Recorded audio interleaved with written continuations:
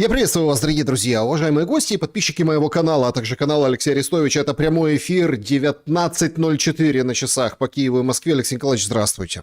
Здравствуйте.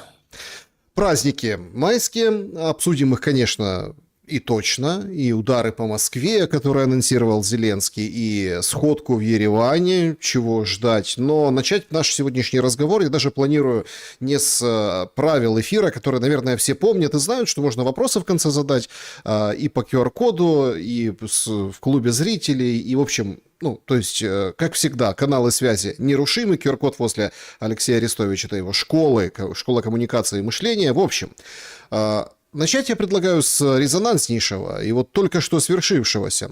Иранские СМИ публикуют кадры, как они запускают ракету по ОАЭ, по Эмиратам. И вот уже район Фуджейра атакован беспилотниками. По поводу ракет 3 сбили, 4 упала в море. В общем, началось, точнее как, возобновилось. И вот тут очень и очень интересно, как эта ситуация, возобновление войны, ну, или боевых действий с Ираном вокруг Ирана, недозаблокированный Ормуз. По состоянию на момент нашего разговора, мы в прямом эфире, все пользуются иранскими путями, несмотря на, свободу Трампа. Проект «Свобода» назвал свою операцию. Это ожидаемо с позиции военного? И к чему приведет с позиции созерцателя глобальных процессов? Как бы вы откомментировали возобновление боев? Ну, вы знаете мою идею, да, что Трамп осваивает заливы разные. Помним про Индонезию, соглашение с Индонезией. Заливы ключевые для транспортировки нефти, и особенно те, которые, в первую очередь, те, которые касаются Китая. Транспортировки нефти в Китае, и не только нефти, и даже из Китая. Военная составляющая – это только часть всей этой истории для того, чтобы написать новые правила транспортировки и эксплуатации заливов. Трамп перешел к кампании изоляции и торговли. То есть переговоры плюс морская блокада. Степень этой блокады легко регулируется, в этом ее и сила, в том, что там нет такого колуна черно-белого, как война. Да? Можно чуть больше, можно чуть меньше, в зависимости от договоренностей. Надавить, прижать. И я думаю, что иранскому руководству именно это не понравилось. Что возник инструмент, который слишком хорошо регулируется американской стороной, не только американской. И они решили и вернуть ситуацию в ходе и в свете переговоров, там, торговли взаимной, в черно-белую позицию. Скинуть аргумент силы на весы. В первую очередь Эмиратам досталось. Почему? Эмираты слишком хорошо взаимодействуют с Израилем и слишком хорошо взаимодействуют со Штатами. Уже известно, что одна израильская батарея железных стрел прикрывала, физически будучи развернутой на территории Арабских Эмиратов. Это сенсация абсолютно. Израильские военнослужащие на территории арабской страны. А второе – это то, что из ОПЕК собрались Эмираты. Вот это, кстати, второе очень интересно. Да, это вот это второе, это как раз Штаты подвинули один пазл, один кластер, если страну независимо можно так назвать, в этой системе разрегулирования старых способов регуляции рынка и транспорта нефти и создания новых систем и правил. Вот один кластер уже подвинулся, как бы, да, Эмираты. И это, сразу говорю, это очень длинная история. Я думаю, еще и осенью, и как бы не зимой, не в следующем году все это будет продолжаться, не надо ждать мгновенного решения. Сразу говорю, что с моей точки зрения, неважно, убьют, не убьют нового аятоллу там, или новых 8 составов там, иранского военно-политического руководства. Это очень длинная история, построена на то, чтобы поставить Китай в глобальную зависимость. Она не решается ни за день, ни два, ни за три. Это очень хороших несколько лет. И там будет то возобновление, то невозобновление. Что мы можем увидеть? Возобновляется американская воздушная кампания. Не разовые обмен ударами, там не беспилотники ударили по месту пуска ракет, а возобновляется полномасштабно. Опять полетели, бах-бах-бах. Второе. Израильтяне снова присоединяются, например. Да, прибавляются арабы. Там начинается и дальше степень эскалации. Начали они бить, как и обещали, например, по водной структуре стран залива. Это критически, это куда более критично, чем нефть. Или наоборот, как бы иранские электростанции, инфраструктуру начала разрушать коалиция там в ответ и прочее, прочее. Мы не знаем, как оно пойдет. Может быть, и какой замысел сторон. Может быть, в диапазоне от полный апокалипсис все развалили, энергетику, воду и так далее, водоснабжение. Может быть, ограниченный обмен ударами, опять возобновление переговоров под грозные крики, шум литавр, там знамена развернуты. И все промежуточные варианты. Высадка на острова, там каких-то взаимный контроль, попытка взаимного контроля и шахования на море. Иранцы запускают беспилотные катера, американцы лупят там катера, флот, тех, кто их пускает, базы и так далее. Гадать здесь нет смысла, потому что нет никаких данных, которые свидетельствовали бы о замыслах сторон, кроме моей гипотезы о том, что глобальная регуляция рынка нефти и транспорта нефти.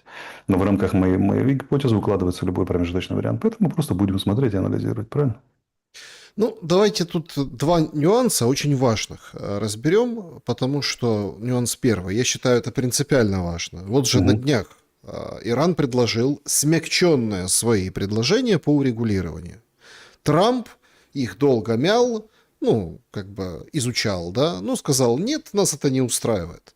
И опять все подвисли в этом ожидании, и вот мы к чему дождались. Это один момент, так что ж не договорятся. А второй момент, вы так вскользь по поводу ОПЕК. Ну, вы, наверное, видели, очень многие блогеры, доморощенные аналитики нам говорят о том, что Россия развалится, потому что арабы выходят из ОПЕК, цена на нефть упадет. Так а как она упадет? Это, ну, как Советский Союз развалится, имеется в виду, параллели прямые проводили. А как она упадет, когда фактически она на линии огня иранского? То есть дешевой нефти нам и не ждать.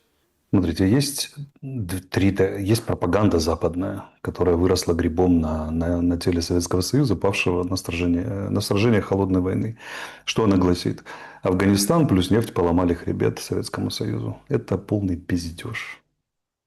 Причем абсолютно махровый, и только для западных комсомольцев, либеральных или там еще чего-то, он годится. Но мы же с вами, простите, пионеры советские, поэтому мы не можем такую грибную шляпку одевать себе на голову. Бледную поганку. Смотрите, Советский Союз за время своего существования, за 70 лет, переживал куда более худшие времена. Куда более худшие, чем Афганистан, плюс падение цен на нефть. Неизмеримо более худшие.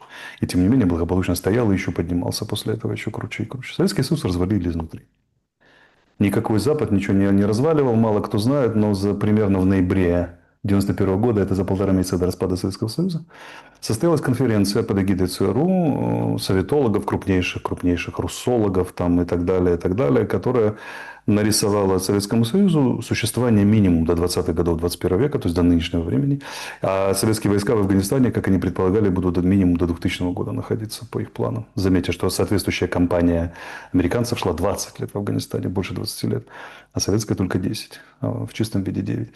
И тем не менее, он через 1,5 года развалился. Через 1,5 месяца он развалился, и это было полной неожиданностью для американцев. Полнейшей. Никто его не разваливал, поверьте мне. Более того, если вы внимательно вспомните, а не хавать полной ложкой этот винегрет оливье про распад Советского Союза и целенаправленный распад якобы Советского Союза, то Джордж Буш и Маргарет Тэтчер с трибуны Верховной Рады уговаривали Украину не выходить из СНГ, не разваливать Советский Союз и так далее. Вообще на руководство республик оказывалось колоссальнейшее давление для того, чтобы Советский Союз не разваливался. Потому что боялись всего того же самого, чего боятся в отношении России сегодня. Неконтролируемого расползания ядерным оружием в первую очередь. Поэтому Запад был первым заинтересован, чтобы Союз не распадался. А все эти сказки, что Запад развалил Союз, ну, кто хочет такой дерьмовой ложкой мешать себе мозги, мы не можем это запретить, правильно? Но мы сами этой точки зрения придерживаться не будем. Поэтому никакое сочетание Афганистана и нефти Советский Союз не разваливал. Никакое сочетание Ирана, Украины и нефти не развалит Россию. Сразу говорю, ни подъем цен, ни падение цен и так далее, и так далее. Потому что государство стоит не на нефти, и не на войнах, которые они ведут там на своей периферии или на отдаленных театрах и прочее. Что-то другое скрепляет государство, что это отдельная тема, если хотите, можем поговорить. Но просто сразу сдвинуть в сторону эту требуху, вот эту пропагандистскую, про то, как они победили Советский Союз. То же самое никто Россию не развалит. Если Россия развалится, то она развалится по другим причинам, но отнюдь не от этого сочетания. Вот мое резюме. И все-таки, что будет означать возобновление боевых действий в Иране? Ну, вот этих налетов. Я тут, кстати, могу с вами согласиться целиком и полностью. Друзья, пишите в комментариях, если согласны, потому что это вообще может быть очень долгая песня. Но у нас же есть засечная точка. Это визит Трампа к Си Цзиньпину, вроде как 15 число. Непонятно, будет, не будет, отменят, не отменят. Ну и Путин тоже как бы чуть раньше или чуть позже. В общем, они там рядышком. И многие говорят о встречах на троих. Может, это как раз, что подбомбиться, повоевать, зубы показать, а потом договориться.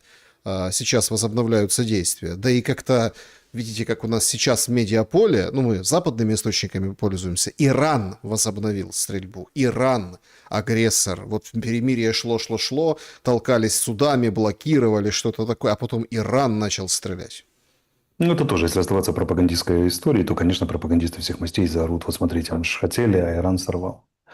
Вот. Но мы же не в этой логике рассуждаем. Мы можем разоблачить пропагандистов со всех сторон, то, что, например, западные, лояльные западные, который будет тыкать, что вот Иран, Иран. На самом деле не очень важно, кто возобновил. Важно, какие цели придерживают стороны, что у них есть для реализации этих целей, как удачно они проводят свою стратегию в жизни. Разовая это вспышка или это переход к полноценным или неполноценным, там, но сколько-нибудь значительным боевым действиям, мы посмотрим, неизвестно. Может, это один пуск и опять переговоры. Это же все как бы такое. Рано еще кричать на эту тему.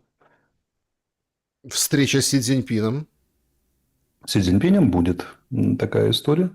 Как бы, да, рано или поздно. Но вы смотрите, Иран почему так упорно торгуется? Не потому, что он сам по себе сильный и упорный, а потому, что за ним Китай стоит и говорит, торгуйся. Потому что Китай понимает, куда направлена стратегия Трампа. Это означает, что я думаю, что Китай только тихо для нас недоступно. Вопросы американо-индонезийского соглашения по ключевому проливу, которым Китай пользуется и туда, и обратно, волнуют не меньше, чем, а может быть и больше, чем Иран. Но там идет кулуарная борьба. Вот, поэтому они не будут встречаться, пока не будет согласована позиция сторон. Как бы американская позиция, она хороша, с одной стороны. Они же не хотят полностью убить Китай, там, отключить от нефти. Все такое. Они хотят, чтобы Китай попал в зависимость от тех правил, которые напишут Соединенные Штаты. И чтобы находился в зависимости, получал какую-то прибыль, но большая часть прибыли шла США. А если Китай будет плохо себя вести, всегда можно было подкрутить или открутить и так далее. Китай понимает, что его заводят в долгосрочную зависимость. Этому нужно противопоставить долгосрочную стратегию уменьшения степени этой зависимости, либо ее ликвидации. Ну, сопротивление Ирана – это один из кластеров, которые они могут себе позволить. Какой еще? Большой вопрос. Но чего встречаться, если, по сути, выглядит так, Трамп подмешивает Си Цзиньпиню яд в кофе и улыбается при этом на переговорах, а Си Цзиньпиню и противоядия пока нет. И сказать на этот счет пока нечего, кроме прямого обвинения. Но прямые обвинения на таком уровне не годятся. Потому что, ну, так не работает на уровне высокой дипломатии, когда две сверхдержавы договариваются, там, прямыми обвинениями сыпать, они отрезают пути возможного маневра, конфронтацию усиливают, и ничего ты не достигаешь. Что это возможно только если вы прямо приняли решение на войну и прямо пошли к войне. Но это точно не про Китай и точно не про США в отношении друг друга на сегодня. Да, друзья, давайте перейдем, скажем так, я вот абсолютно по-новому в свете возобновившейся боевой активности на Ближнем Востоке выглядит этот опрос. В чате трансляции есть опрос. Значит, что с большей вероятностью нас ждет? Зеленский сегодня в Ереване. Я думаю, что мы хорошенько разберем эту как бы поездку, этот вояж. И он там говорит, что вот, Иран, типа надо заканчивать, потому что все становится дороже. А он же туда из-за денег поехал. То есть, если кто-то не понимает, он поехал из-за денег. Его фактически, можно даже так выразиться, вызвали туда, как аниматора для Пашиняна. Ну вот так это все и выглядело, потому что Армению окучивает Евросоюз и Запад. Вместе с Британиями сегодня соглашение подписали. Ну и Зеленский там, он вроде как поблагодарит за деньги, потом там что-то сотрудничество с Пашиняном. Короче, у него такая номинальная роль, но все ему рады. И Фица, и Кабахидзе, и все с ним встречаются. То есть очень интересно, в стране ОДКБ Зеленский побывал. Так вот, он говорит о том, что все станет дороже с возобновлением войны в Иране. В связи с тем вопрос сегодняшнего эфира. Что с большей вероятностью нас ждет? Варианты. Нас, это имеется в виду российско-украинский театр боевых действий на территории Украины, вот эта война. Лютая эскалация с новыми фронтами, обменами ударов, территориями, выпадами. Короче, что-то будет большое, яркое, кровавое и тяжелое вот этим летом. Тягомотина нас ждет, причем до зимы точно будет, вот, может, яркие вспышки какие-то будут, там кто-то куда-то попал каким-то беспилотником, я имею в виду какие-то знаковые объекты, и, конечно же, трагедии, когда попадают там в мирное население, вот в этом духе. Третий вариант. Нас ждет договорничок этим летом. Ну, то есть все стороны победят, как-то так вот обозначат, будут, конечно, непримиримо воевать и перейдут в дипломатическую фазу борьбы, то есть по-мирному будут бороться, информационно и всяким другим образом, но стрелять перестанут. Или нас ждет революция. Причем я тут беру и Россию, и Украину не потому, что там вероятность революции в России, просто вот как революция, как черный лебедь. Прошу понять меня правильно, две воюющие стороны, и где-то в одной из них революция, которая меняет все. Исключительно как черный лебедь можете проголосовать за этот вариант. Вот 4 варианта. Эскалация, тягомотина, договорничок или революция. Как бы вы описали, ну вот по состоянию на сейчас, перспективы? Смотрите, все варианты одновременно. Это, кстати, очень характерная история постсоветского союза, когда все варианты реализуются одновременно в этих самых. Помните, представим себе, что мы за 2 дня до марша Пригожина на Москву сейчас разговариваем и проводим тот же самый опрос. Что нас ждет? И можно сказать, да нет, никакая революция, вот вам марш Пригожина через 2 дня. То есть все сценарии одновременно тогда реализовывали. Смотрите, что говорит в пользу эскалации? Сейчас будет длинно, да, но надо изложить как бы правила игры, да, лабиринты отражений, в которых мы находимся в реальности. Есть 2 основные точки зрения. Первая – это сил у сторон нет. Они уперлись в пределы мобилизации, поэтому должны, то, что мы говорили, да, новую систему мобилизации придумать, накачать личным составом и только тогда перейти к боевым действиям. Вторая точка зрения – наличных сил у Российской Федерации достаточно, Украины нет, для того, чтобы перейти к проведению нескольких оперативно-тактических операций, которые должны сложиться в оперативную, а некоторые говорят даже, возможно, оперативно-стратегически. Это большая история. То есть, это оперативно-стратегически, это размах, например, от Донецка до Запорожья. Связанность 2 операций. А, например, только оперативно, это либо только Запорожье, это только Донецк. Это называют как наиболее 2 вероятных направления. Донецкая область. Значит, одни говорят, что вообще нельзя проводить сейчас действия оперативного масштаба. Например, Залужный придерживается в своем заявлении в статье, что исчерпалась возможность проводить операции, потому что в поле боя подойти нельзя, 90% личного состава техники уничтожается до подхода. Другие говорят, нет. Смотрите, сколько бы ни пищали сейчас пропагандисты нашей стороны, украинские или проукраинские, про якобы перелом на фронте, никакого же перелома нет. Россия наступает под Запорожьем, на Донецкой области, на Лиманском направлении и так далее, там на севере и прочее. Сочетание кабов, ударов шахедами, которые начали по фронту применяться, там беспилотников и беспрерывного давления личным составом дает свои эффекты. Ну, Константиновке проблемы. Там движутся к Лиману российские войска. Плохо, криво, косо, но движутся. Там продолжают действовать на севере, на запорожском направлении. Причем в 2 местах, а именно в отношении Славянско-Краматорска и в отношении Запорожского узла обороны Южного, создано очень выгодное положение у российского командования, полуохваты нашей группировки. В принципе, можно начинать операцию. И говорят, что не потеряла российская сторона, да и украинская не потеряла возможности проводить операции. И даже несмотря на засилие беспилотников, вот эту страшную, про которую все рассказывают, вопрос наличия личного состава. Потому что если бы было много личного состава, проводили бы. И на всех бы дронов не хватило, и бла-бла-бла, и сочетание с другими факторами победы, там авиация, перевиация, кабы, не кабы. Но удары по тылам и прочее, даже ограниченное применение бронетехники, все это в сумме работало бы. Да, медленно, да, криво, да, по меркам Первой мировой, но все равно бы двигались вперед. Значит, а поскольку у российского командования есть сейчас это преимущество и в силе, и в живой технике, и в технике, и в живой силе, они будут проводить летнюю операцию. Мы не знаем, Донецкая, Запорожская или Донецкая, Запорожская совместно. Я думаю, что совместно, но не будут согласованы фронта, потому что направления, или будут очень условно согласованы, потому что существует разрыв по Покровску, Доброполье, там украинская оборона, и связанность обеспечить сложно. Маневр силами и средствами вдоль фронта до определенной степени, то есть перебрасывать то с Донецкого, то на Запорожское, то обратно, возможно. Но мы посмотрим. Я нахожусь в позиции следующей, что ограниченные операции оперативно-тактического уровня российское командование проводить может. Она может проводить их в серию и, конечно, будет их проводить и будет пытаться сложить их в операцию хотя бы одну. Но, скорее всего, будет по старинке на 2 направлениях. То есть, и Запорожье, и Донецк основное давление, не исключая север, Херсон, но это меньшая проблема. Будет реализовывать основную задачу, поставленную политическим руководством. По одной простой причине. Если смотреть с точки зрения высокой политики, военное давление – это единственный аргумент, который есть у России. А поскольку споры сторон далеко не закончены, оно будет применять свой основной инструмент. Вот и вся история. Это в том числе на фоне того, что нужно провести 2 мобилизации, потому что удачная мобилизация или более удачная мобилизация у одной из сторон решительно меняет что? Или сильно меняет или до какой-то степени меняет, там, в зависимости от успеха этой мобилизации, положение и возможности сторон, то российская, то украинская. Эту мобилизацию будет вкладываться огромные усилия одной и второй сторон. А пока российское командование как давило, так и будет давить радостно. У них стоит конкретная задача, они должны ее решить. Захват Донецка, там, приближение к Запорожью и так далее, и так далее. Они будут решать.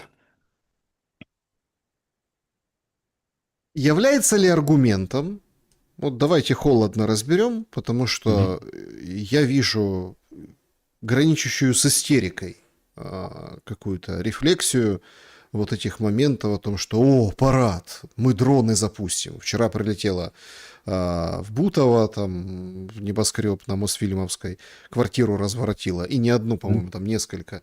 И вот смотрите, доблестное московское ПВО пропустили все-таки этот дрон, и он влетел и наделал беды. Ну, непонятно, куда он летел, может, его просто подавили, сбили там другими средствами. Ну, не суть в этом, не в этом даже дроне. Суть в том, что в Ереване, в стране ОДКБ, наш ясно-солнышко, прости господи, Зеленский на этом сходнике выходит и говорит о том, что не может Россия провести парад, а мы, в общем, наши дроны прилетят на этот парад.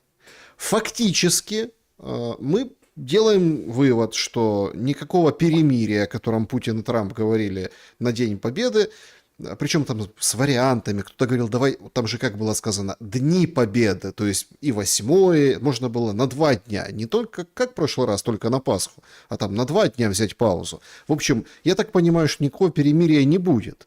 Сказал, значит, будут стрелять. А если он так сказал, что могут прилететь дроны, то и стрелять не будут, то он, получается, соврал. А вообще он управляет, знает он, будут стрелять дронами украинцы по параду в Москве или не знает?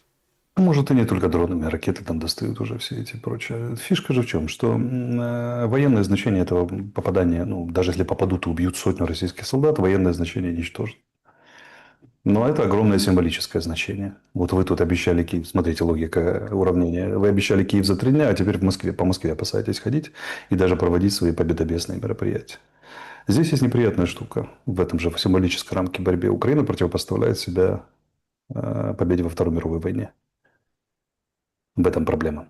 Смотрите. Украина Скоропадского стала на сторону, и вообще Украина УНР, и директората стала на сторону проигравшей в Первой мировой войне. И тоже проиграл. Как бы, да, страны Си, включая Германию. Они уже, когда украинцы переходили заключали союз с немцами, немцы уже проиграли Антанте.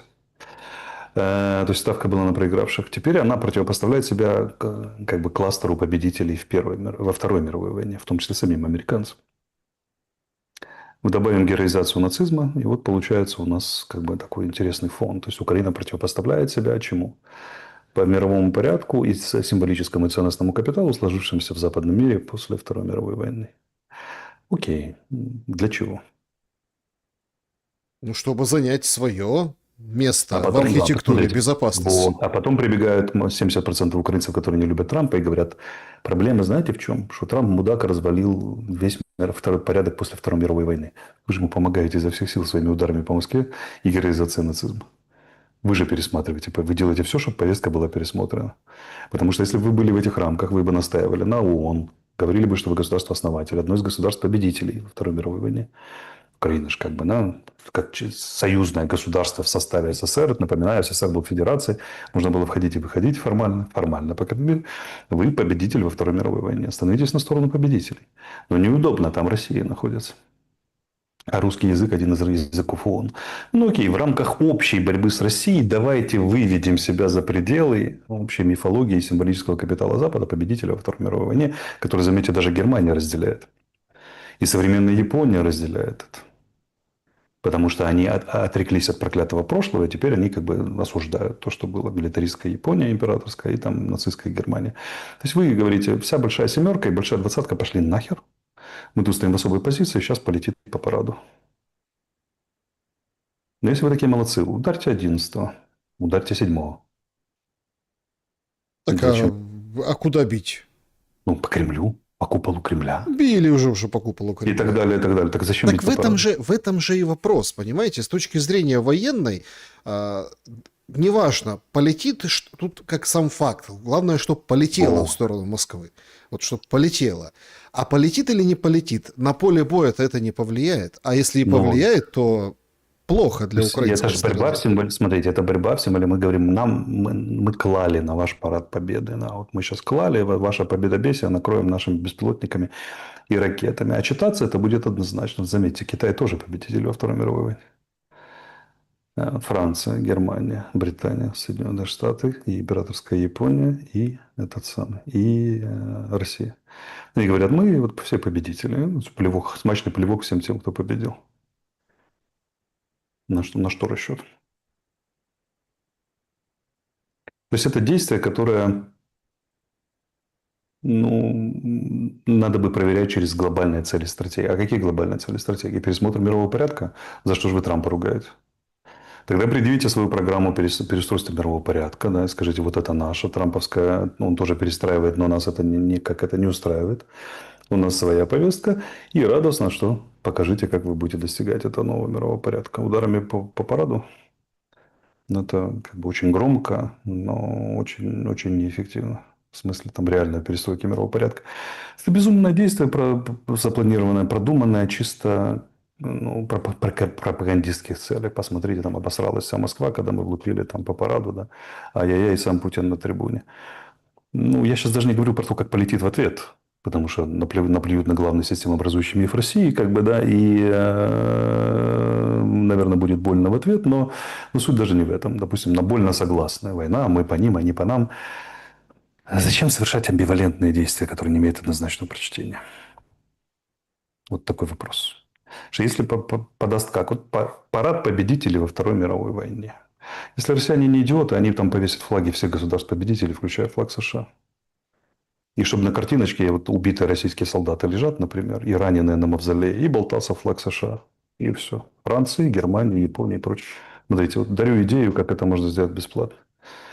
Да, вот, чтобы на фоне окровавленного американского флага лежали убитые российские солдаты, а это сделала украинская пропаганда. И все, картинка будет железной.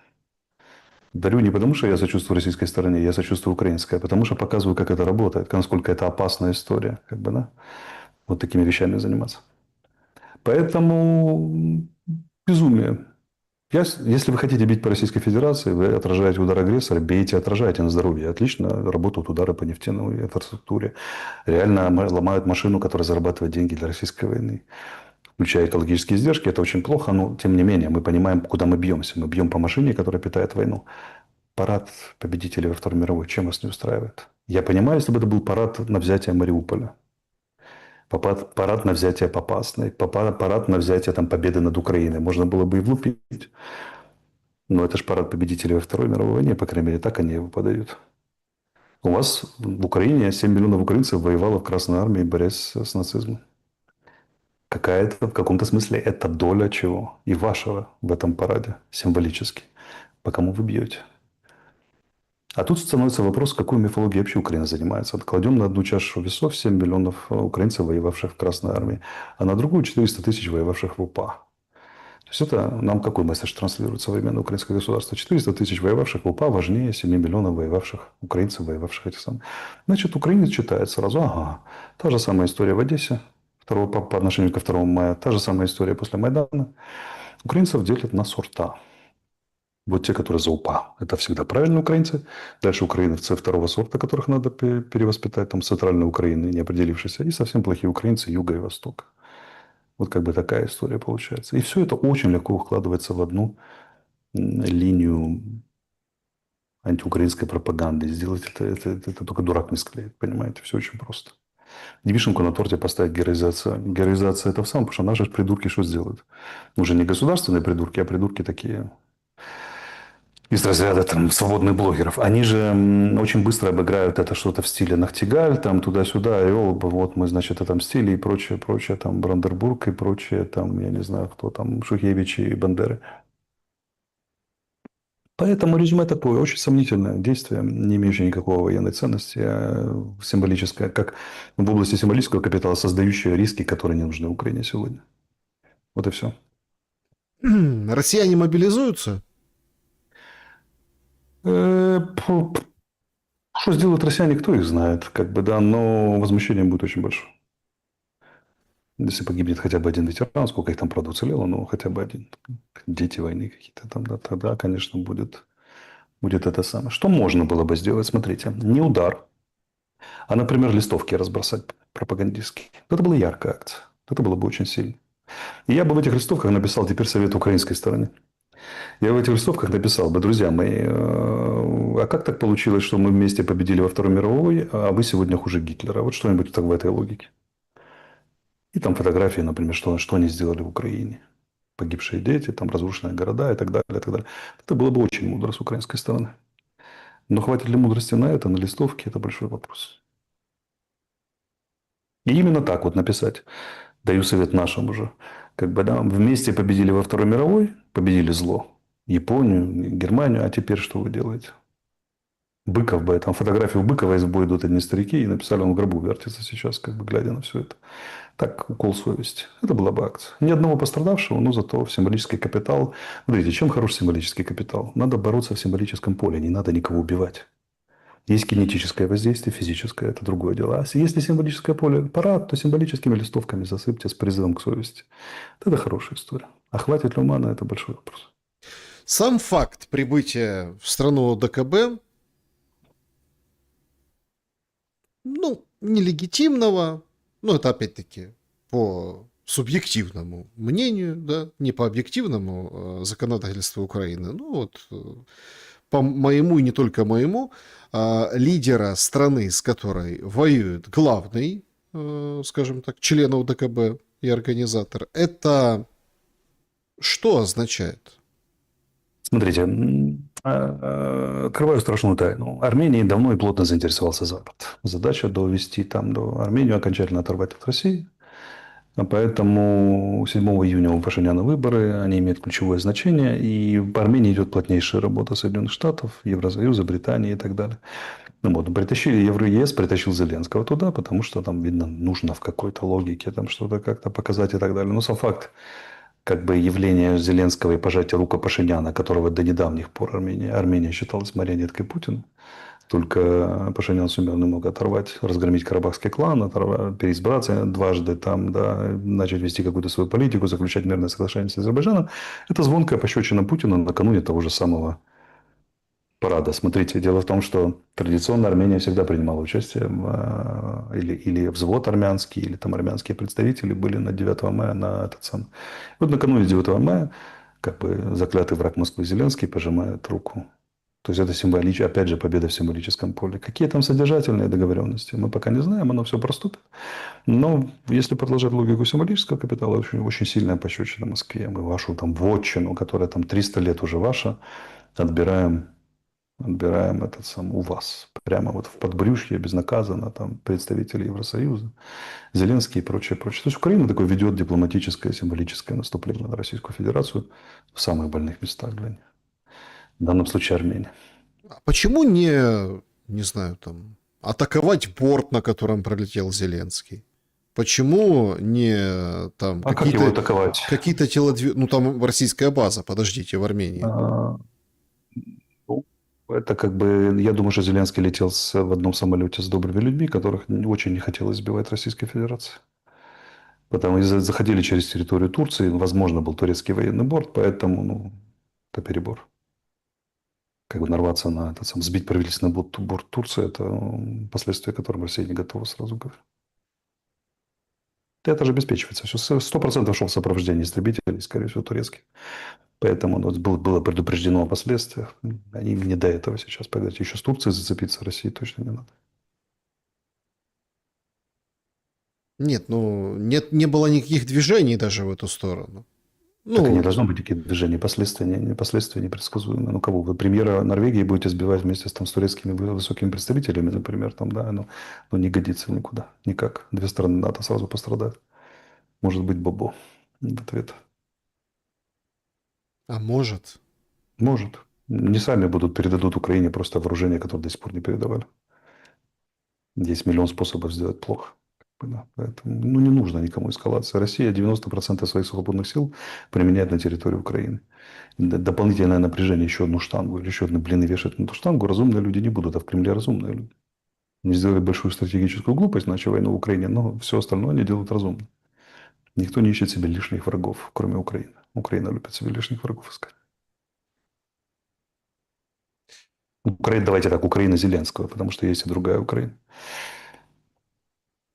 Алексей Николаевич, какая-то странная история, вот политический комментарий от вас хочу, происходящего в Армении. Ну, опять-таки, нашего, понятно, что выборы, Пашинян. Но тут же тоже такой интересный момент. Целый Венс приехал к Орбану, и, в общем, Орбан сейчас чебуреки ест, показывают в соцсетях. Мне Вкусные такие. послышалось к Корбану. Ну, думаю, Корбан выслужился. Вот, то есть целый Венс. И прям агитировал, и прям вот это все не помогло. Тут собрали всех. Всех, и даже Зеленского туда. Вот все должны быть. Но параллельно с этим, с этой встречей, это такой, знаете, вечер быстрых свиданий, когда сидят девушки, а к ним Дейтинг, да, подсаживаются пересадка, да. парни, да, вот эти, да, Да, вот эти подсаживаются. И так вот, у тебя есть там минутка или две, чтобы очаровать его. Ну, и как бы, ну, Зеленский тоже провел подобный парад. Слушайте, оказывается, Фица такой хороший. Он, кстати, сообщил, что на парад не поедет в Москву. Да, после беседы с Зеленским. Вот, понимаете. А Кабахидзе нормально все, приехал, встретился, по-человечьи, пообщались, про единство чего-то там написали в общей программе после этих встреч. Хотя там ужас, что на самом деле и с послами, и без послов, когда мы были. То есть и вот эти все пикировки. Смотрите, как хорошо. Смотрите, как все прекрасно на международном уровне у Владимира Зеленского. Как бы Это не Владимир Зеленский. осталось только с батькой побрататься, с Лукашенко. И, в принципе, все. Это не у Владимира Зеленского. Это у государств ЕС, которые ведут наступление свое маленькое в пределах ЕС. Фица же зависит не от Зеленского, он зависит от ЕС, Евросоюза. Фундаментально. Как бы ему намекнули, что сейчас мы временно с Украиной, с Зеленским мы страшно боремся с Россией. Ну и игра за Армению, там ключевой контрагент Франции. Поэтому во Франции огромная армянская диаспора, традиционно очень большое влияние, и все французы, у Франции с Арменией очень традиционно, очень серьезно пошли. Поэтому за этим всем маячит США, еще бритый, поэтому с турецким блоком, поэтому как бы это сила Евросоюза, это не сила Зеленского. А Зеленского просто везде таскают. Знаете, вот есть такие люди. Я вот, например, с собой вожу такую овечку, которую везде с собой вожу, и всегда традиционно она у меня со мной. В каждом гостиничном номере я ее выставляю, чтобы была со мной такая овечка симпатичная. Ну, вы имеете в виду сувенир, без Куколка каких-то... сувенирная, да. А у Евросоюза это Зеленский. Вот они возят его везде и это тоже ставят. И говорят, вот лидер свободного мира. А пока лидер свободного мира красиво там что-то говорит, они в кулуарах решают реальные вопросы.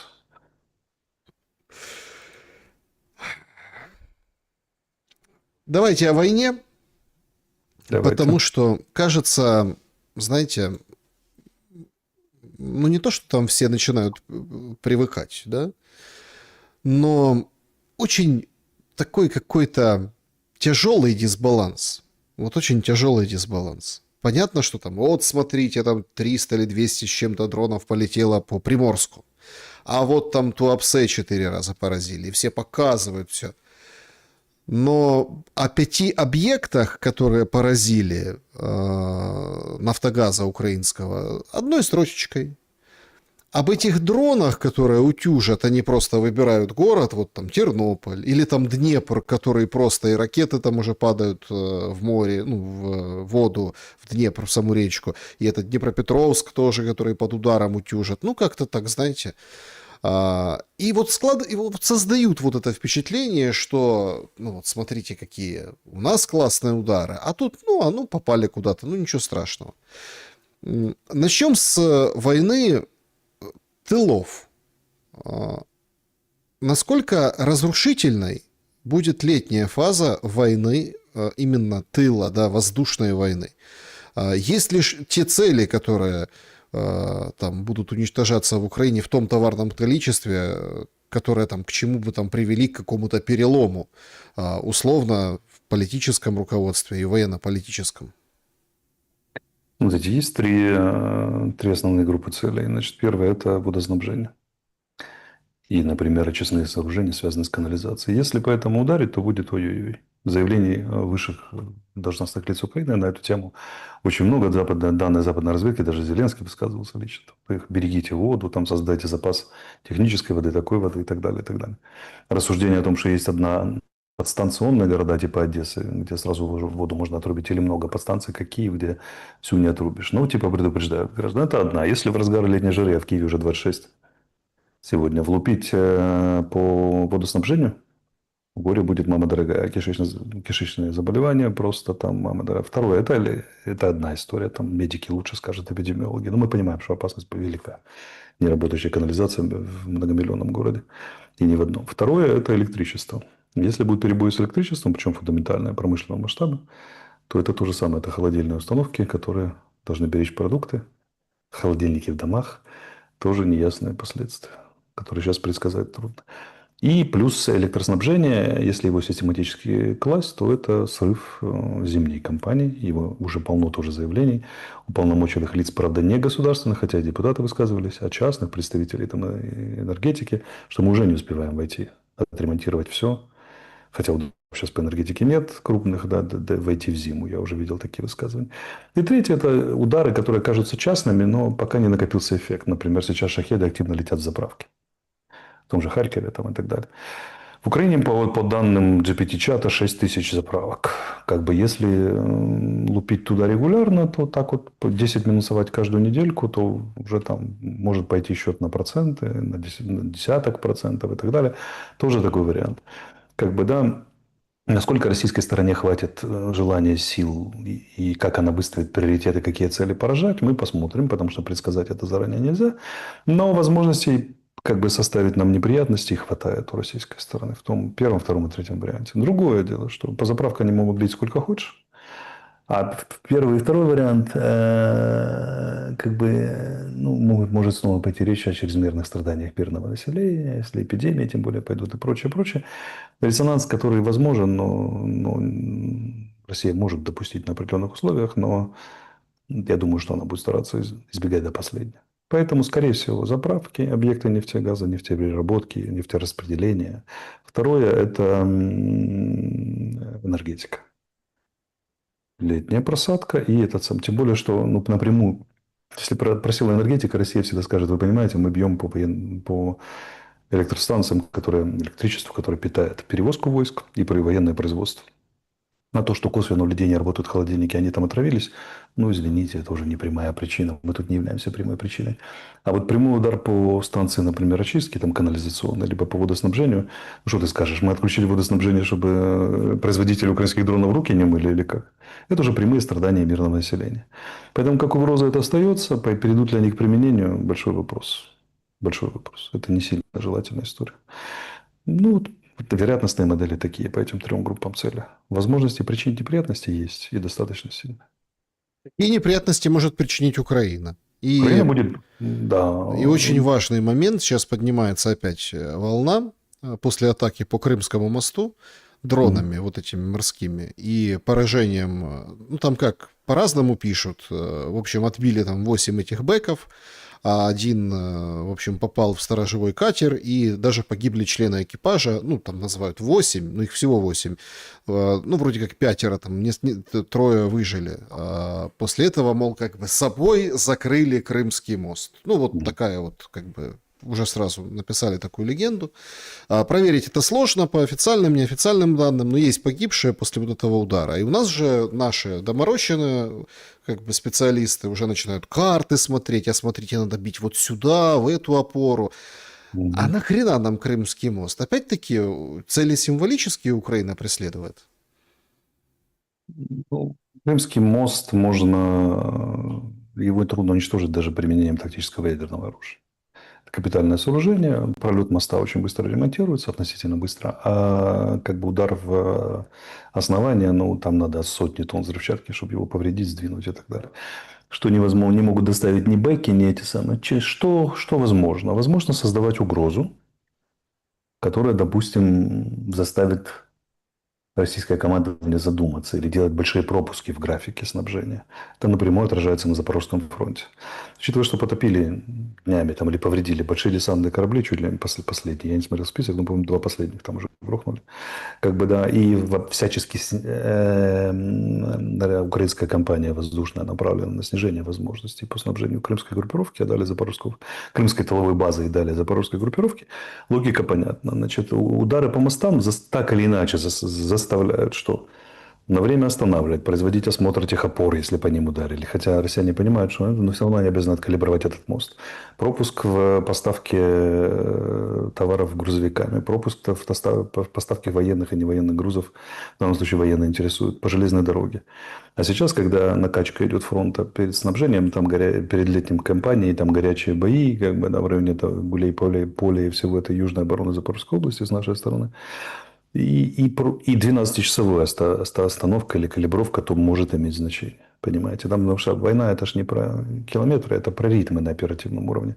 Важно еще в ритм попасть. Если наши там куда-то собрались наступать, то просадить им хотя бы там на 12 часов в сутки двое-трое или несколько раз по 6 часов, это может быть выгодно. Эффект, цена-качество, эффект трудно предсказать, но попытки есть. Это попытки бить по снабжению. Либо уничтожать возможности снабжения, либо прерывать снабжение на время.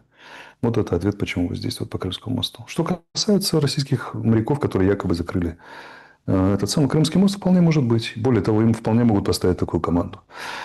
Это гражданские люди это очень плохо воспринимают, но я вам приведу 2 примера. Первый пример – это Афганистан. Когда взлетали и садились в Кабульский аэропорт борты гражданские, советские, не только дембелей возили, но и специалистов, там, Аэрофлот и прочее, прочее, то сама Ми-24, экипажи вертолетов, базирующихся на Кабульский аэродром военных, прямую задачу получали сопровождать гражданский борт до набора высоты и принять в себя ракету, если она в него летит. Ракету от переносной ракетного комплекса. Прямая задача – подставить борт. У моряков такое очень часто бывает. Была Фолклендская война, 1982 год. Адмирал Вудвард, командующий ударным британским соединением, написал отличное воспоминания с таким тяжеловесным британским юмором. Я обожаю. Моя любимая война. Обожаю его читать. Так вот, там был эпизод, когда он... Фолклендские острова – это крупный остров справа и группа островов слева. И между ними пролив. И вот они искали возможности высадки там, где не ожидали аргентинцы. Порт Стэнли, столица, и основная оборона была восточнее. Искали возможность высадки с запада, где, в конце концов, высаживались. И надо было протроллить этот залив, потому что протралить. Они были уверены, что аргентинцы поставили мины морские. Но тральщиков не было. Вудвард звонит командиру одного из эсминцев и говорит: Джон, там, условно говоря, у меня хорошая новость, час ночи, как дела? Он говорит: вот сплю, лег спать недавно. Он говорит: вам нужно, и с сияющей улыбкой он ему говорит: вам нужно зайти в этот пролив и походить зигзагами. А тот говорит после секундной паузы: вы хотите проверить, есть ли там мины?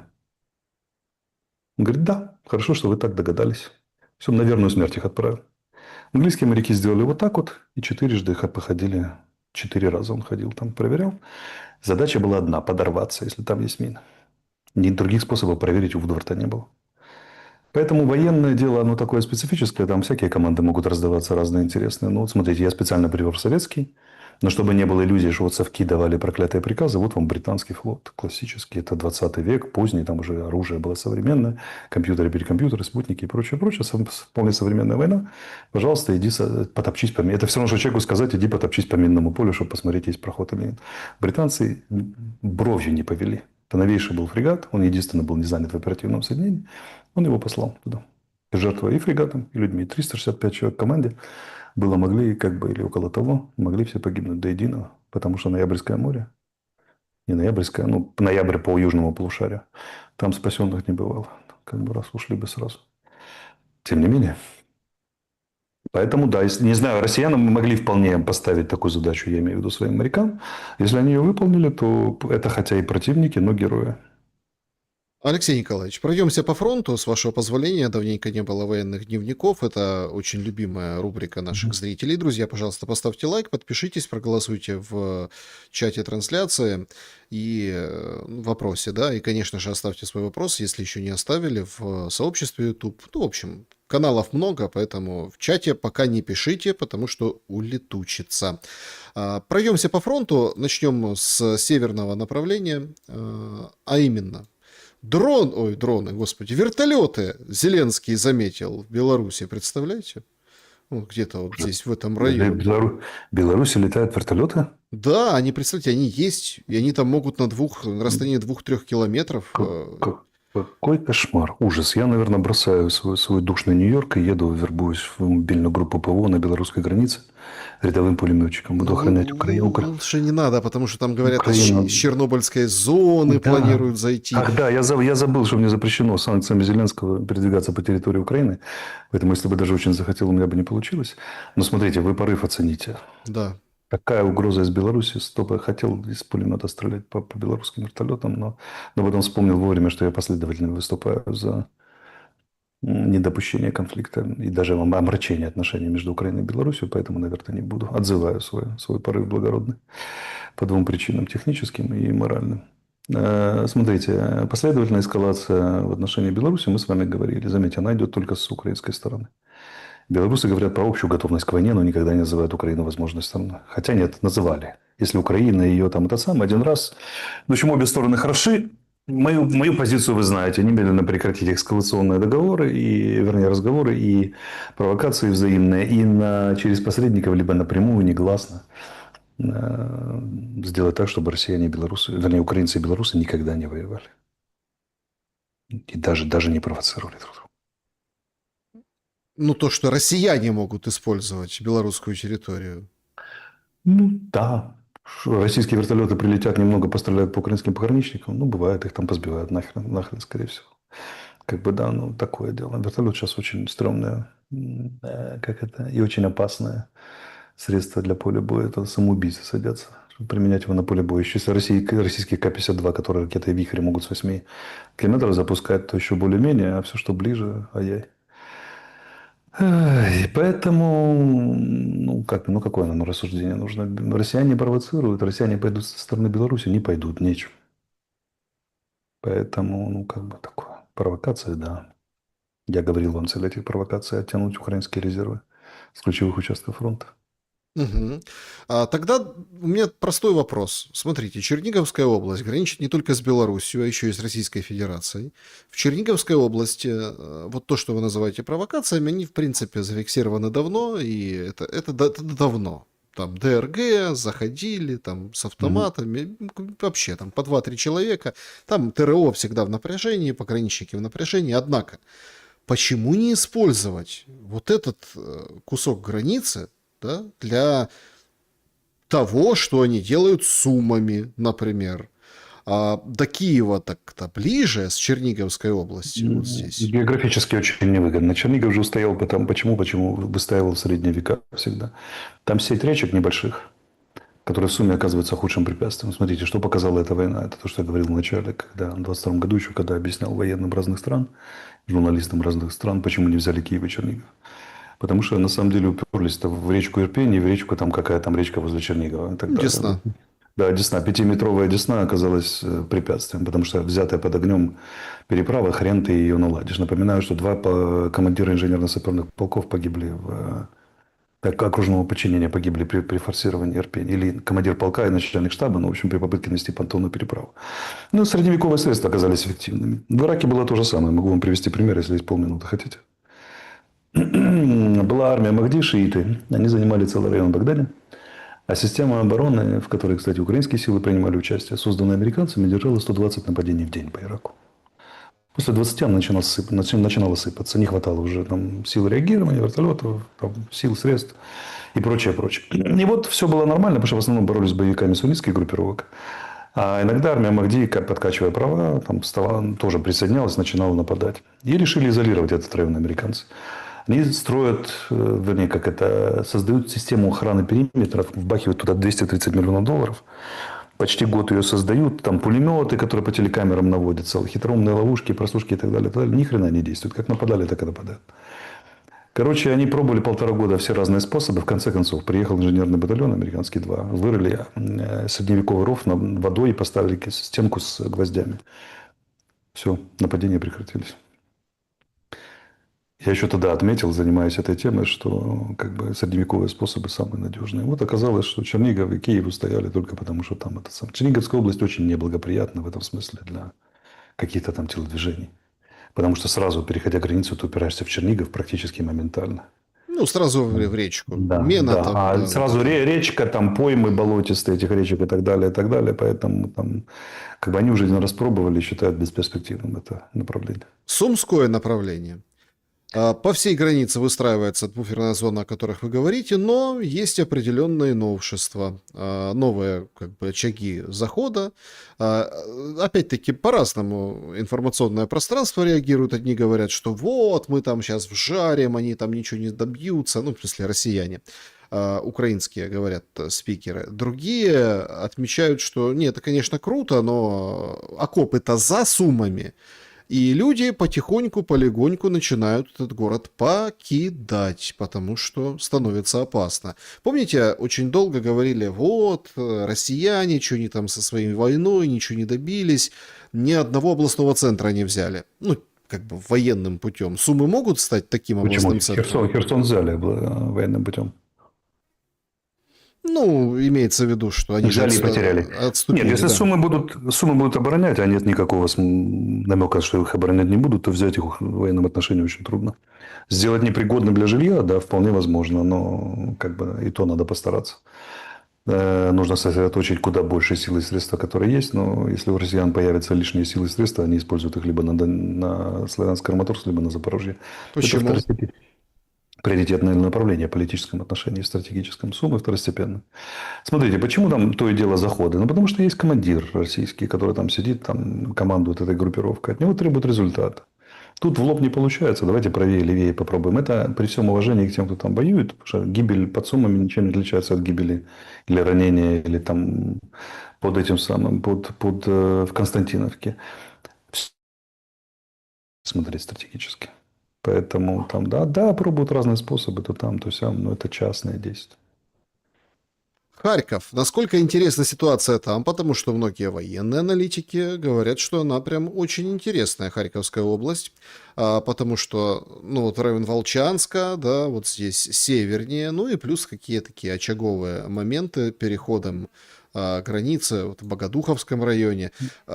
Что скажете по поводу этого направления? Я, слава богу, не военный аналитик, а всего лишь нанятый актер, поэтому нам гораздо легче.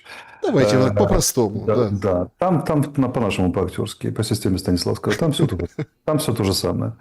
Тоже приграничные бои, постоянная системная угроза, сковывание войск. В частности, одна из задач – это создание буферной зоны. Вторая задача – чтобы наши не ходили в Белгородскую на самом деле. Тут же принцип какой? Чем больше у противника, в данном случае с российской стороны мы противник, проблем на своей территории, тем меньше создает проблем мне на своей. Рейды известны. В Курской области наши год проторчали. В Белгородскую ходили многократно. Поэтому, как бы, ну, чтобы не лазили туда, надо напрягать их на своей территории. Спарта так делала. Знаете, что Спарта единственный античный город, который не имел стен? Спартанцев так было мало, что оборона была бесперспективна. Поэтому их стратегией было создавать проблемы противникам под стенами их городов. И все время воевали экспедиционные войны. Чтобы тем было не до Спарты, они обороняли свои города.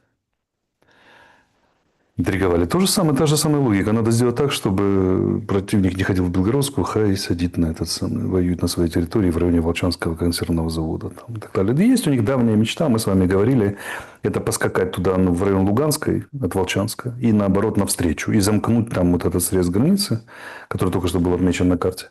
Великий Бурлук, Но, да. да, ну, сил не хватает у них на такие откровенные подвиги. Туда нужно 1100 нагнать группировку, а где же ее взять, чтобы такие подвиги совершить. А так дал лакомый кусочек. Тогда бы они обеспечили, во-первых, очень серьезную угрозу Харькову. И там уже не обойдешься. Тогда бы украинская сторона наша не обошлась бы наличными силами и средствами. Пришлось бы туда перебрасывать очень большие войска, чтобы Харьков выдержать. Во-вторых, Харьков был бы в зоне досягаемости уже чуть ли не по артиллерии. В-третьих, снабжение начали бы бить более активно, чем сейчас страдает Харьков. В-третьих, это уже прямая угроза югу Харьковской области с Изюмом, то есть охват. И тогда бы шел вопрос, вернее, ставился вопрос уже об охвате Харькова и создании чего? Серьезной угрозы Харькову. Третий охват на российско-украинском фронте. Напоминаю, первый – это Славянск-Краматорск, второй – это Запорожье, был бы третий. Но пока им не удается. Сил не хватает. Поэтому речь пока буферная зона, приграничные бои, напряжение взаимное, сковывание резервов, взаимное напряжение. Вот такие действия. Алексей Николаевич, Купянск чей? Купинск наш, украинский. Вокруг него идут бои, но украинская сторона, давайте скажем честно, успешно решила задачу по выбиванию российских войск и там, взять Купинск под контроль обратно. Ну, как бы мнения это разнятся, понимаете, и наступают на него опять с севера Ну, как бы снова. на него наступают. Это не значит, что Купинск оставили там, и там теперь хороводы с шариками. Нет. За Купинск идут бои, но в самом Купинске, я имею в виду, нет российских войск. А за него идут бои, да, бои напряженные. Российская сторона отнюдь не отказывается от своих целей дальнейшего взятия Купинска, обхода, охвата Купинска. Это одно из ключевых направлений. Причем одновременно как для Харьковской, для Донецкой, для дальнейшего развития, и для Луганской области, остатка Луганской, которую удерживает украинская сторона, там меньше процента. Так Но тем уже, не менее. уже же вроде ничего не удерживают. Ну, там формально там какие-то 3 метра есть там квадратных, это надо уточнять и так далее.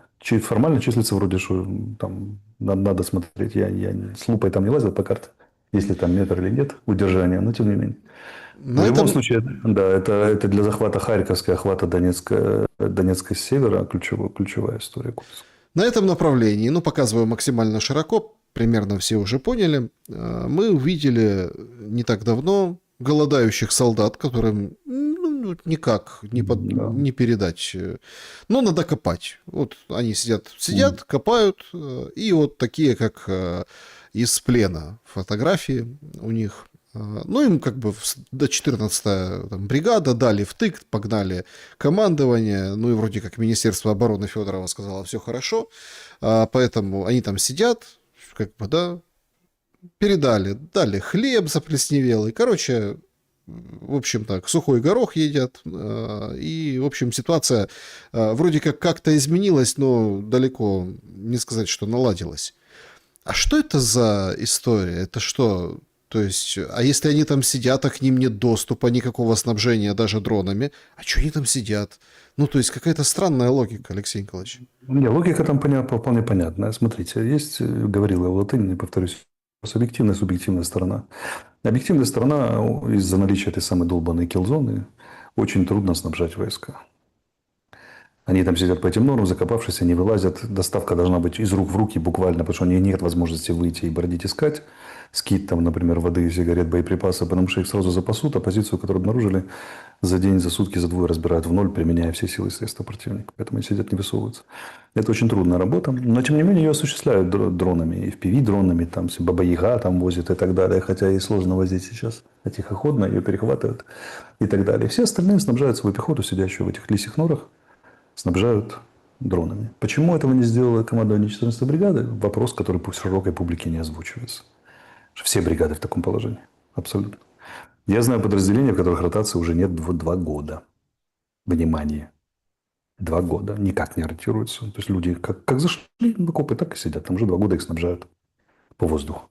Ни о каких ротациях речи не идет. Поэтому, когда Сырский издает героический приказ, требуя всех ротировать раньше 4 месяцев, он прекрасно знает, что он врет обществу, да, и как бы врет своим солдатам, деморализует армию. А еще больше деморализует командиров, которые прекрасно понимают, что этот приказ невозможно выполнить.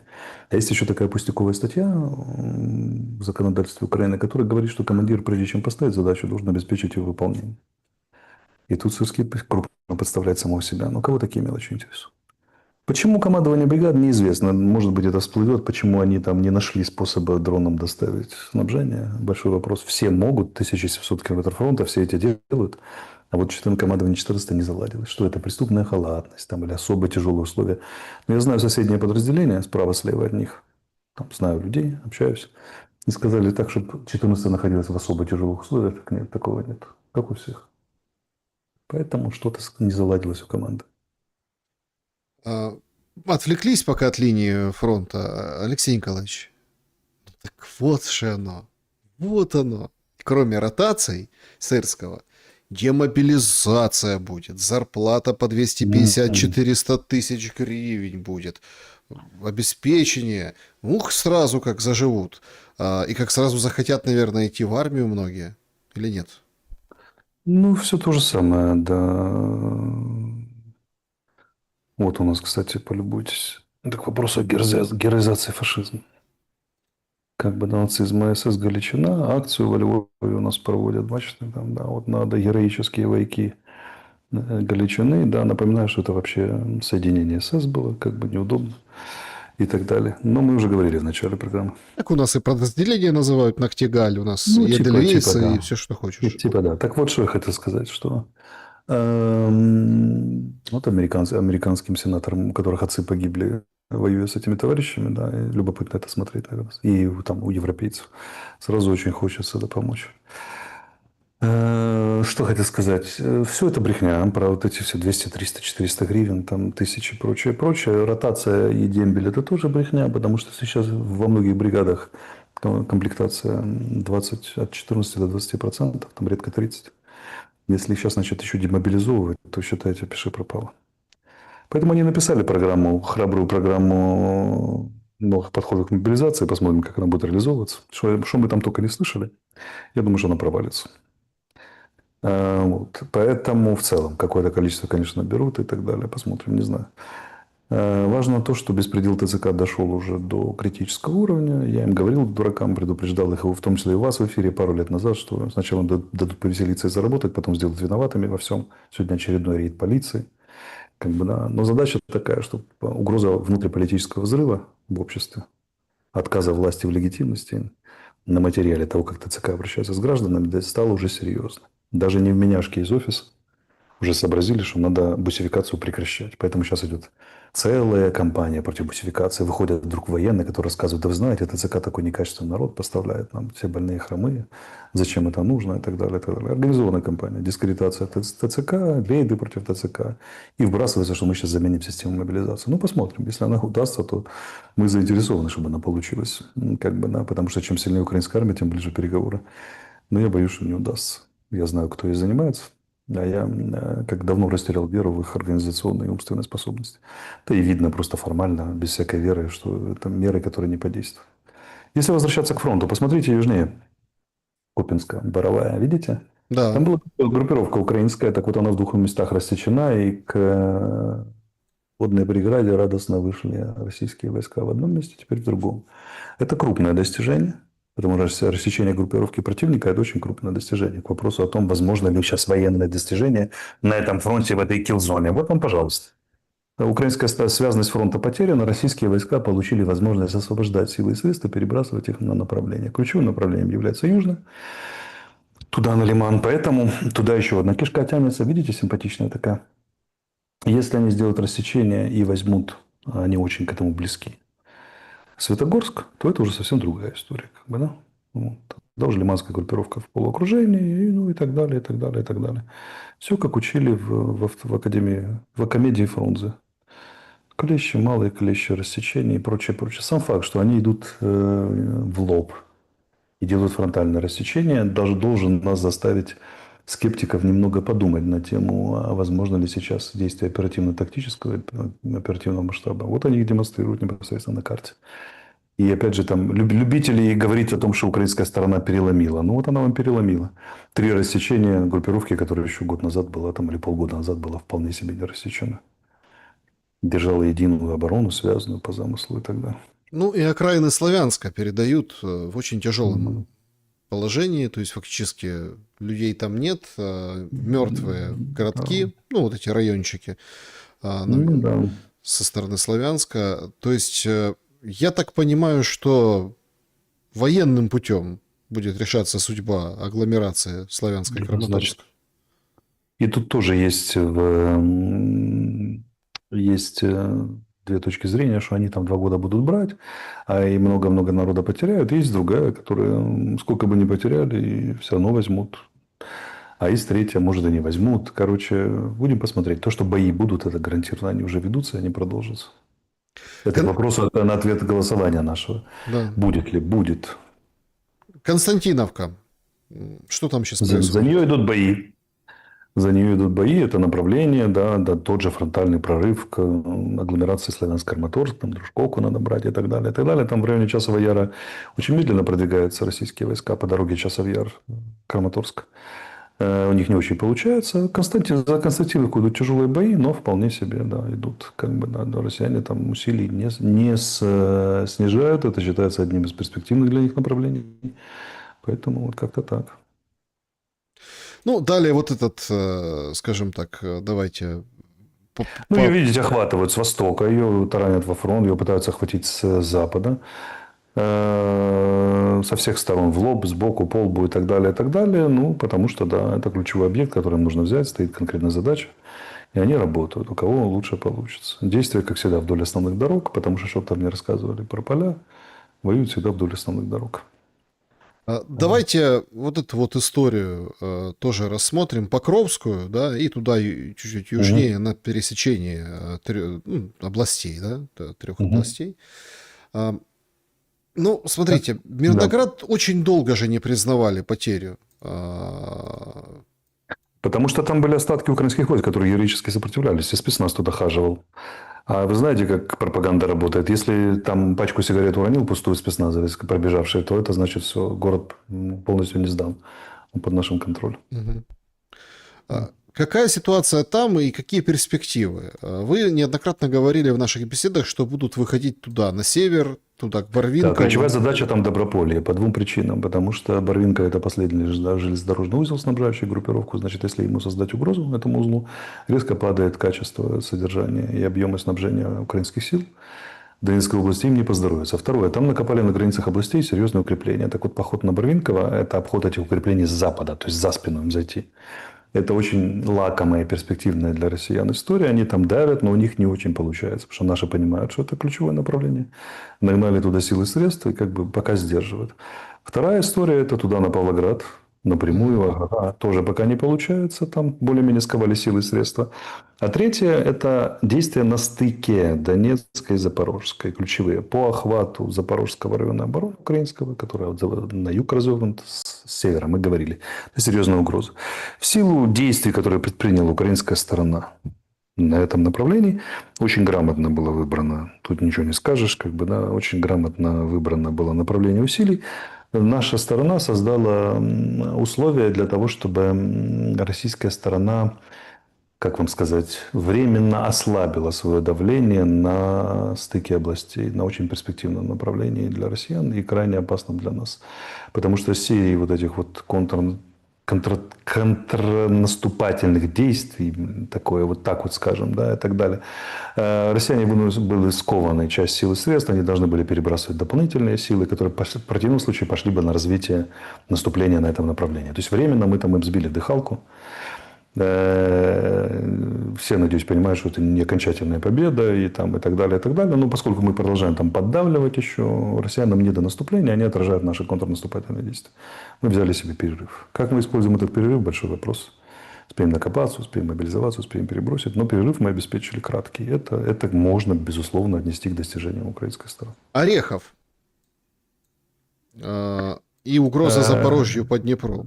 Ну, вот это же вся история, как бы, да, с охватом южной части вот этой вот Запорожского фронта и так далее. Напомню, что там было наступление украинских сил и вдоль Днепра непосредственно, если брать восточнее, то есть целая серия наступлений, там, потому что российская сторона успешно двигалась, но кишка была сильно узкая, ее подрезали, в лоб ударили, подрезали в основании. Поэтому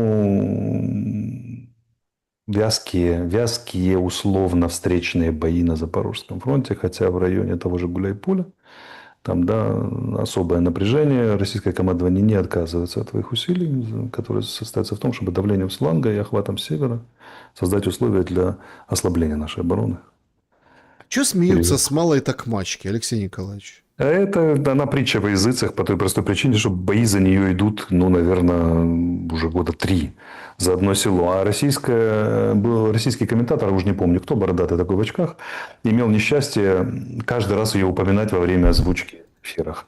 И когда 3 года ты говоришь о бои за малую такмачки, это вычислили, стало мемом. Причем вычислили россияне, начали ржать первые, а украинцы только подхватили. Если бы он ее меньше упоминал, меньше было бы вреда для российской стороны. А так действительно немного смешно, потому что как бы, да, НАТО, угорайся на границе 97 года, но на 4-й год брать малую такмачку, это, конечно, немножко размывает усилия пропаганды. Ну и херсонское направление давайте осветим. Сегодня было заявление официальное, там какого-то военного спикера, вылетело с головы кто. В общем, говорят, десант в Херсон невозможен. Херсон на замке. они там могут что-то попробовать, но, в общем, ничего не получится. И успокаивают херсонцев. Вместе с этим там отключили возможность ездить на электротранспорте до 10 числа, исключительно из позиции безопасности, потому что там выше, я думаю, что у всех, все помнят эти кровавые дни для Никополя напротив Энергодара, где сбросили листовки и сказали: не ездите, пожалуйста, а потом через 3 дня начали лупить, причем по всем этим машинам, маршруткам, дронами были жертвы, и просили даже, обращались к Сырскому местные жители, мол, защити Сырский, сделай что-нибудь, мы с самого первого дня в таком положении находимся, но такого ада не видели. Ну, вроде как замолчали, ну и хорошо. Что скажете по поводу юга? Ну, десант, возможно ли десант в Да. Херсонской области? Нет, сейчас невозможен. Но в данных конкретных условиях для этого нужна огромная группировка, превосходство в воздухе, превосходство на воде и так далее, чего не наблюдается. А поскольку это не перспективное направление, не главное сейчас для Российской Федерации, то и тем более никто там не будет сосредотачивать имеющиеся силы и средства. Что касается жизни в Херсоне, да, она тяжела, потому что город под ударами кабов, город под ударами дронов и так далее. И там, да, естественно, жители Херсона знают это лучше нас с вами. Мы им передаем привет и как бы пожелание держаться. Вот. Да, Херсон один из прифронтовых городов, так же как Сумы, например, Харьков, Запорожье, это потом Славянск, Краматорск, которым крупно достается. Есть такое, да. Но десант, не о десанте. Сейчас, конечно, речи не идет. Надо десант с низкого берега на высокий, плюс 1000 островов, там, плюс очень хорошо пристреленная и контролируемая история. Не получится там десанта. Да, друзья, значит, подведем итоги нашего опроса и потом пройдемся по вашим вопросам. Что с большей вероятностью нас ждет? Ну вот, обзор фронта прошел, военного дневника. Вот давайте подведем итоги. 8% революция в Украине или в России, то есть самый маленький процент. Какая-то революция какой-то, да, ну 8%. 13% договорничок, чтобы все победили. 38% тягомотина до зимы точно. Ну и 41% лютая эскалация. Фактически люди распределились. Одни говорят, что будет ад и ужас и кошмар, а другие, что будет тянуться вот так, как есть. Ну так, как есть, тоже ведь ужас и кошмар, Алексей Николаевич. Так как есть тоже не рай, мягко говоря, да, поэтому, я же сказал, все сценарии одновременно. Да, значит, друзья, давайте теперь к вашим вопросам. Всем большое спасибо, что их оставляете. Начнем из сообщества YouTube, нашего анонса. Спасибо большое, что ждали нашу встречу. Режим Блиц, чтобы, как всегда, скажем так, больше успеть. Так, значит, Лина Востроилова. Не похоже ли на то, что глобальные либералы использовали Зеленского, а вместе с ним и украинский народ? Да, но условия мы создали сами, и согласие дали сами, и продолжаем давать. Ну, народ, может, и не давал, а Зеленский дает. Так, Олексію, доброго вечора. Як ви ставитеся до генерала Григорія Амельченка? Ну, можно его мнению доверять суждениям по поводу войны? Лена. Шановна пані Олена, я не знайомий з його творчістю, тому, будь ласка, вирішуйте самі. Петр, Алексей, холодно или жарко доллару от того, что страны X и Y торгуют между собой ресурсами за тугрики, но по курсу доллара? Разве не заинтересованы они в таком разе в стабильном долларе, а с курсами своих тугриков пускай играть как им вздумаются? Смотрите, если бы одним решением можно было бы назначить валюту мировой резервной, то все бы давно уже сделали. Например, гривна была бы мировой резервной валютой. Но все попытки использовать юань не удаются. Была попытка использовать рупию. Накопилось на на индийских счетах 50 миллиардов рупий. Но выясняется, что они не конвертируются. И Россия может купить только лекарства у индусов на эту сумму и так далее. Не получается. Для того, чтобы резервная валюта была какая-то была резервной, нужно очень много, начиная от экономических стабильности и перспектив рейтинга, которые выдают западные компании, заметьте, заканчивая обеспечение это военной силой, не только экономической, но и военной, и политической и так далее. Поэтому доллар и евро да, а вот юаню пока не удается. Хотя частные операции возможны на интервенции и прочее, но пока, по-моему, ни юаню, вернее, ни доллару, ни евро от этого не очень холодно и жарко. Так, Александр спрашивает, пожалуйста, откройте нам тайну. если время для нее пришло. Перед началом Большой войны Донбасс подвергался большим обстрелам, и это вызвало эвакуацию гражданского населения в Россию. А если вспомнить падающий рейтинг Солнца Ликова в районе 20%, не хотел ли он провести маленькую победоносную войну? Точно не хотел, у нас не было ни сил, ни средств, я это доподлинно знаю. Там было все очень плохо по этому отношению. Украинской стороны точно один наступление было. Ну, спорное утверждение. А как тогда они, как бы, линия Могу вам фронта сказать, на Донбассе осталась же примерно такой же, ну, вот имеется в виду по этим оборона – укрепам. это совсем не то, что наступление. А наступление гораздо более кровавое, гораздо более тяжелая история. Для обороны силы были, а вот для наступления, увы и ах. Рассматривали всякие безумные варианты. Типа, а давайте вот тут сейчас рванем и возьмем какой-то городочек. Но, во-первых, это ограниченные тактические эти самые. Во-вторых, их тут же отметали. Я же при всем этом как бы участвовал активно. Не было у нас сил даже на Донбасс наступать. Даже на часть Донбасса. Иванна, в феврале 25 года в своем посте Арестович первым указал на Миндича и Шефира как на кошельки Зеленского, которые могут оказаться под санкциями США. Через 2,5 месяца санкции были наложены на Арестовича. Это связанное событие или совпадение? Да, может быть, кто его знает, как у них там связывалось в голове. Мне кажется, что санкции назначили, когда я за 3 дня до этого видео Зеленского запостил, где он там давал обещание, что говорит, что типа, а что вы пугали, что будет война при Зеленском, что доллар по 40. Я говорю, я написал конкурс «Битва экстрасенсов». Вот. И на Богдана ввели в тот же день, что и на меня, только через год, и тоже после какого-то видео, которое он запостил. Лишний раз показывает, что Владимир Александрович использует Совет национальной безопасности и обороны целой Украины для преследования своих личных, для утешения своего маленького личного эго. Системно путает свои личные интересы и интересы Украины. В этом опасность режима его правления. Но рано или поздно, сколько веревочки не виться. Почему Россия не воюет в Украине, как Иран или США, без красных линий, без договоренностей, без правил? Каких вам еще правил не хватает? Это любой любимый миф российской пропаганды. Однажды мы начнем воевать по-настоящему. По какому настоящему? 90% ваших войск здесь. Применяются все силы и средства. От стратегической авиации до там, ракет подводного базирования. Не применяется только ядерное оружие. Конвенционально Россия полностью втянута в войну с Украиной. Более чем полностью. Резервов где, чтобы где-то кинуть еще. Каких вам правил не хватает? Каких там красных линий? Чего еще? Алексей, вы не знаете, куда делся Игорь Смешко, которого агрессивно рекламировал Гордон в президенты? Спасибо. Понятия не имею, где Игорь Смешко. Ой. Вопрос. Когда Трамп отдаст приказ обнародовать данные о коррупционных скандалах Зеленского, и отдаст ли он вообще такой приказ? Так уже, а что вы думаете, когда пленки выбрасывают этот Мидичгейт и прочее, это о чем? Это оно само случайно, как грибы выросло или как? Потихоньку притравливают. Но тут же, я же говорил, ключевая задача-то в чем? Что товарищ сидит за рулем, товарища не любят, но товарищ сидит за рулем горящего самолета. Сначала надо посадить самолет, потом там уже. Но опять же, вспомним расследование, что Ермак и Зеленский 650 миллионов потратили на антитрамповскую пропаганду. Долларов, причем украденных у американцев. Поэтому как бы оно же идет, оно объявлено, ФБР расследует. Вот вам еще. И еще, и еще, и еще. Потихоньку будет нарастать, только очень медленно. Интересно, Яна пишет, зачем Богдана вытащили с этими санкциями? Это типа еще одного Голобородька готовят? Не отличная обида, просто очень мелочная. В свете того, что Украина так начала вместе двигаться с Турцией и терки с Израилем, и судя по последнему визиту в Дамаск, где они начали помогать новым властям Сирии протурецким в сфере военного опыта, сбития дронов, самолетов, которое как раз будет применяться против Израиля, то можно ли предположить, что в случае возникновения войны между Турцией и Союзом Кипр, Греция и Израиль Украина будет гибридно участвовать за турков?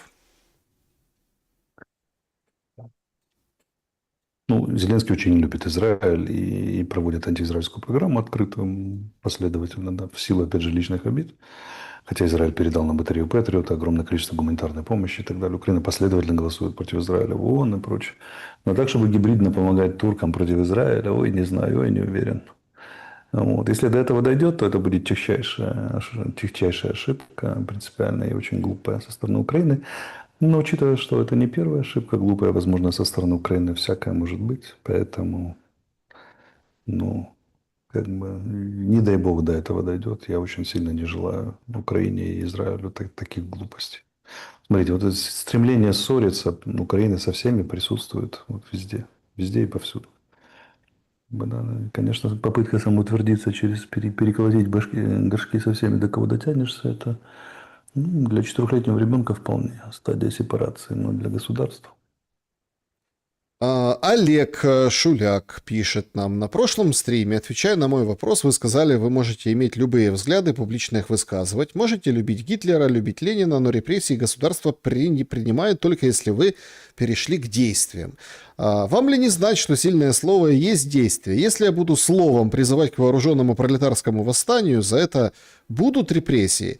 А если я не буду ни к чему призывать, а просто объяснять природу империалистических войн и обнищания по Марксу и Ленину, а реальность за окном будет еще гораздо убедительнее любых слов это подтверждать, люди сами задумаются о восстании, то что это будут за репрессии? В моем государстве, которое я планирую построить, не будет. Можете призывать к восстанию сколько угодно. Но как только вы создадите вооруженную группу для свержения существующего строя, это уже другой разговор. Начнете перемещать оружие, боеприпасы и так далее, и так далее. Планировать. Это будет доказано. Напоминаю, знать это недостаточно, доказать надо еще. Это называется правосудие.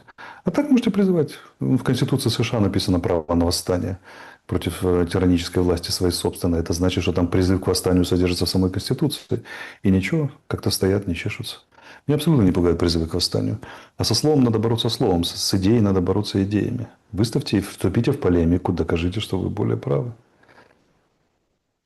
Андрей, чат трансляции, переходим к чатикам. Вопрос Алексею. Вы говорили не питать себя иллюзиями, что украинцев насильно не вышлют из ЕС для пушечного мяса, при каких обстоятельствах и как это возможно? Что будет предвестником такого события? Да не будут никого высылать. Просто 4 марта 2027 года закончится въезд программы по адаптации украинцев. Их поделят. Те, кто сидит на пособиях или там в социальном жилье, так или иначе, не адаптировался, не выучил язык и не кооптировался в ЕС, тех будут создавать условия для того, чтобы они покидали страны ЕС. Те, кто получил какой-то официальный статус, предприниматель, устроился официально на работу, там, перестал брать помощь и так далее, сам вкладывает в экономику, их оставят всех в ЕС. Просто это коллективное решение Евросоюза. Ну что? Новых, скорее всего, перестанут принимать. Опять же, если вся война будет длиться дальше, и еще будет эскалация, они вполне возможно продлят этот срок еще на год, до 28 года. Потому что Британия сразу продлила до 28-го. Ну что, мы в прямом эфире, приходят интересные новости. Минобороны России заявила, что 8 и 9, как я говорил на своих эфирах тоже, что 8 и 9 это перемирие в честь Дня Победы. Это односторонне заявила Минобороны Российской Федерации. Значит, в связи с этим рассчитывает, что украинская сторона последует примеру. Вот так. И, внимание, Минобороны России заявляет, что если Украина предпримет попытки сорвать празднование Дня Победы в Москве, Россия нанесет ответный массированный ракетный удар по центру Киева. МО РФ предупредила гражданское население Киева и сотрудников иностранных диппредставительств о необходимости своевременно покинуть город, говорится в заявлении.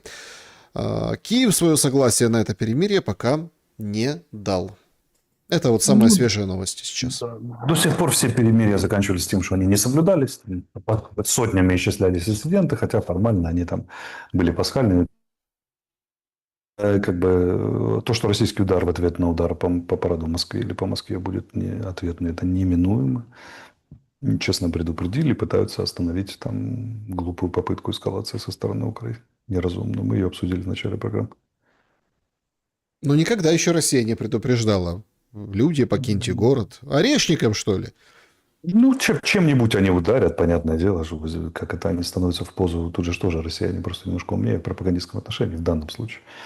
Они говорят, смотрите, мы перемирие объявили, раз, мы заботимся о людях, гражданские, два, будем бить по центру принятия решения, но это же негодяи, которые сорвали перемирие, ударили по Москве и так далее, и так далее. Ну, как бы такая логика. Они свою четкую пропагандистскую воронку создали. Теперь вопрос, будет она использована или нет. Опять же, какую воронку мы создадим? Нас хватит ума создать какую-то воронку, где мы правы, они не правы? Я очень сильно сомневаюсь. Так, значит, Вопрос о президентских выборах от Александра. Алексею. На неопределенное... Ага. А передвинут на неопределенное время? Или как? Если не Зеленский, то кто? Так а что, уже были намечены выборы, а теперь их передвинут? Нет, сегодня был материал в РБК Украины с президентским там каким-то окружением. Говорят, что-то он как бы, да, хочет. Ну, Хочет пойти. выборы? Да, пойти на выборы. Ну, он всем в Европе, он обещает, что осенью будут выборы, да, всем рассказывает, бегает и так далее. Но и даже бы обещания вроде дал. А будут они, не будут, посмотрим. Виктор, фламинго, по мнению Алексея Николаевича, это розовый туман и распил, или, как рекламирует Гордон, это обеспеченное будущее Украины и ВПК всего мира к нам в очередь? Смотрите, есть две точки зрения, что это полный распил, второе, что чухня, а вторая, что нет, это наша надежда и прочее, прочее. И даже коварный Запад ополчился против Украины, чтобы у нас не появились баллистические ракеты. Это полная брехня, полный бред, потому что Запад так не работает. Раз. Во-вторых, как бы, но по информации, имеющейся у меня, возможно, я ошибаюсь, или да, не полнотой информации, они действительно производят под этим брендом, производятся ракеты. Не бренд, а под этим брендом, услышите. Угу. А второе, как бы, да, они вполне себе уже применялись по российской территории с разной степенью успешности. Это не массово, единицы пока, но тем не менее, как бы, но на них же царит абсолютно чудовищно распил. Запредельно чудовищно распил. Отголоски которого вы видели в первой слитой информации, там, где обговаривают, да, как они, Миндич с Умеровыми там оговаривают, как распилить еще немножко 300 миллиардов на этой теме. Поэтому, да, как всегда все в Украине, да, немножко обороны и очень много распил. Почему в огромном количестве... нет, вот здесь Наталья, это с чата Алексея, спрашивает, как бы, на ваш взгляд, что бы делал конструктор и личность уровня Сергея Королева, если бы ему стало известно об огромной коррупции на его разработках? Я думаю, открыл бы ногой дверь в ЦК и быстро объяснил там, что к чему. А ЦК быстро бы объяснил коррупционерам. Мой дядя был двоюродный, был одним из верховных судей СССР. Причем абсолютно бескомпромиссно. Он вел там узбекской мафии, там магазины «Океан» и так далее, и так далее. Я немножко в курсе, как в СССР решали эти вопросы. Там не было никакой пощады. Если США выведут базы из Германии и Японии, то они создадут свое ядерное оружие. Нельзя это допускать, так как в этих странах есть реваншизм. Тогда США им будет не указ, как и для Северной Кореи. Ну, попробуйте не допустить, что значит нельзя допускать. Вы будете топать ногами и писать на кухне, что ай-яй-яй нельзя, или в комментариях. Чуете, авианосцы подгоним. Чьи? Какие? Ну, авианосцы подгоним к Германии, скажем, нельзя тебе ядерное оружие. В смысле? Не, Отдавай свою урановую программу. Не, поверьте мне. Во-первых, немцы, чтобы лишились на ядерное оружие, это не знаю, что должно случиться. Во-вторых, еще одного союзника НАТО появилось ядерное оружие. Или там союзника, в принципе, в западном мире. Ну, окей, хорошо, замечательно. Они же для того и выводят свои войска, чтобы подтолкнуть их на военный путь развития. А вовсе не для того, чтобы журить за то, что они пошли на военный путь развития. Германия рекордный военный бюджет запланирован, больше 200 миллиардов евро, и еще снято ограничение на уровне правительства о займах соответствующих, еще на 500 миллиардов. С Европой стремительно милитаризируется. Вопрос, там, успеет ли до больших событий, ну, посмотрим. Да, друзья, всем большое спасибо за то, что присоединились к сегодняшнему эфиру, попытались сделать его там и военным, как вы любите, и скажем так, и политическим. Ну, интересная новая реальность. Будет не скучно, это точно, до 9 мая эту неделю всю работу, 100%. Алексей Николаевич, благодарю за время и мысли. Спасибо большое за возможность. До встречи. Берегите себя, всем добра и света.